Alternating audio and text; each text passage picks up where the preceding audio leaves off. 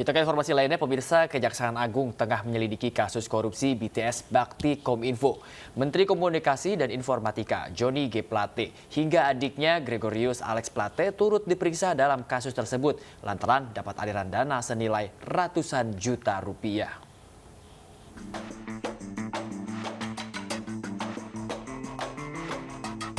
Menkominfo Johnny G. Plate hingga adiknya Gregorius Alex Plate turut diperiksa Kejaksaan Agung dalam kasus korupsi BTS Bakti Kominfo.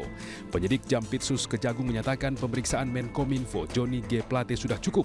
Selanjutnya, Kejagung akan melakukan gelar perkara untuk menentukan status hukum Menkominfo Johnny G. Plate. Selain itu, Kejagung juga mendalami aliran dana kepada adik kandung Johnny G. Plate, Gregorius Alex Plate. Gregorius diketahui telah mengambil uang 543 juta rupiah. Pihak Kejagung mengaku heran Gregorius Alex Plate bisa menerima aliran dana yang disebut merupakan fasilitas dalam proyek tower BTS Bakti Kominfo 1, 2, 3, 4, dan 5. Padahal Gregorius bukan pejabat di Kementerian Kominfo. Sesuai dengan keterangan masih kita dalami, yang jelas tidak ada sangkut pautnya sama sekali dengan pekerjaan yang bersangkutan yang saya maksud adiknya. Artinya besar kemungkinan ada kaitannya dengan jabatan yang saksi yang kita periksa pada hari ini.